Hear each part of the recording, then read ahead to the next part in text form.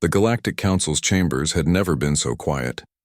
Ambassador Kethvar of the Zephyrian Empire shifted his crystalline appendages nervously as he watched the human delegation enter.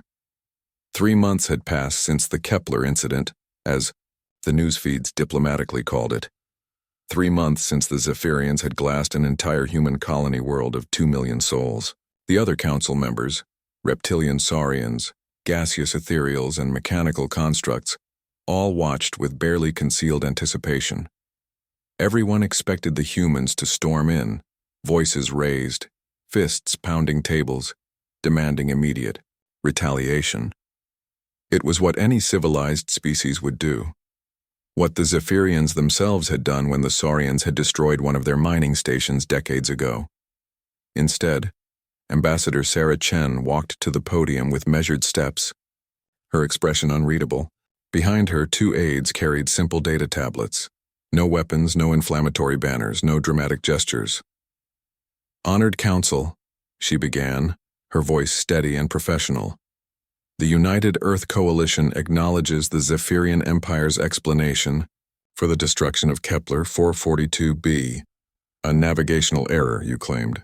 A weapon system malfunction." Kethvar felt his certainty waver. Where was the righteous fury, the demands for justice, the threats of war? "We accept this explanation," Chen continued, and gasps echoed through the chamber. "Accidents happen, even tragic ones." The Saurian representative High Commander Salesh leaned forward. This wasn't right. Humans were supposed to be emotional, volatile creatures. They should be screaming for blood. However, Chen's voice cut through the confused murmurs. "The coalition has decided to implement certain administrative measures in response to this unfortunate accident." She nodded to her aide, who activated a holographic display. Star charts filled the space above the assembly, showing shipping lanes that crisscrossed Zephyrian space. "Effective, immediately. All human-operated vessels will be implementing enhanced navigational protocols when traversing Zephyrian territory. We wouldn't want any accidents of our own." Kethvar studied the display, his trained military mind quickly parsing the implications. Those weren't just shipping lanes. They were the primary trade routes that connected the Zephyrian Empire to the rest of the galaxy. Routes that 60% of galactic commerce depended on, routes that humans controlled through their vast merchant marine. Additionally, Chen continued with the same pleasant tone, "Our insurance companies have reclassified Zephyrian space as a high-risk zone following this tragic accident. Premium adjustments will take effect within the standard 30-day period." The ethereal delegate, a shimmering cloud of sentient gas, pulsed with alarm. Human insurance companies didn't just cover human ships. They underwrote nearly 70% of interstellar trade. A risk reclassification would make shipping through Zephyrian space prohibitively expensive. Furthermore, Chen tapped her tablet. "Our medical research consortium has decided to suspend all collaborative projects with Zephyrian institutions. We feel it's prudent, given the apparent reliability issues with Zephyrian technology." Heisaug. Commander Salesh's scales darkened. The Zephyrians were decades behind in medical technology. Human research partnerships were what kept their population healthy, their lifespans extended. But Chen wasn't finished. "Our entertainment industry has also made some adjustments.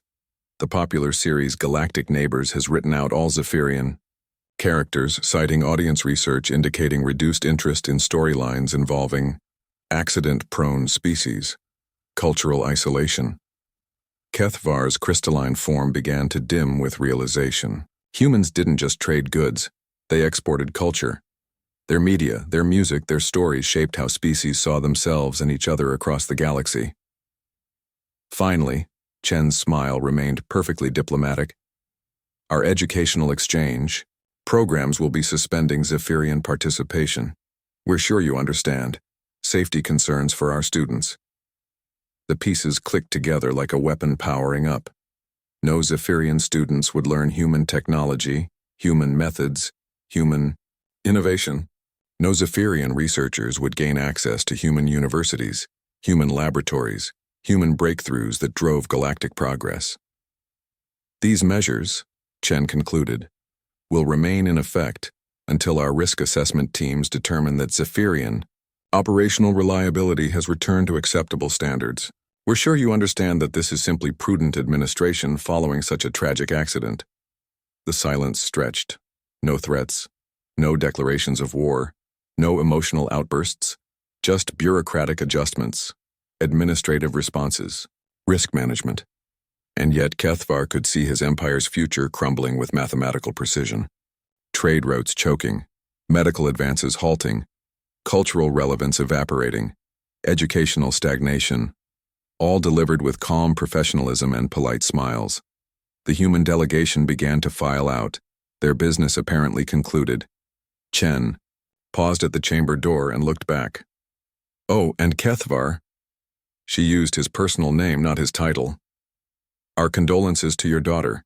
I understand her application to the Terran Medical Institute was quite promising. Such a shame about the suspension. The door closed behind the humans with a soft hiss. In the following silence, it dawned on every delegate present that they had just witnessed something far more terrifying than human rage. They had seen human calculation, cold, methodical, and absolutely devastating. The Zephyrian Empire would be economically strangled, culturally isolated, and technologically stunted within a year. All without a single shot fired. All through administrative measures and risk assessments. The other species in the chamber began to shift uncomfortably, each suddenly reviewing their own recent interactions with humanity, wondering if any of their actions might be deemed accidents requiring similar administrative responses. Outside, Ambassador Chen walked toward her transport, her aide falling into step beside her.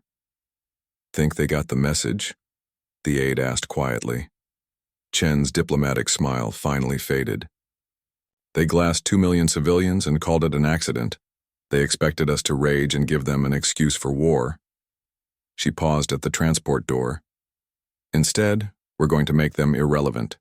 Quietly, efficiently, completely. As the human transport departed, the Galactic Council remained in session far longer than usual.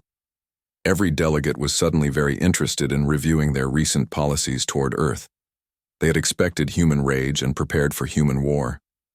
They had gotten human silence, and it was infinitely more terrifying.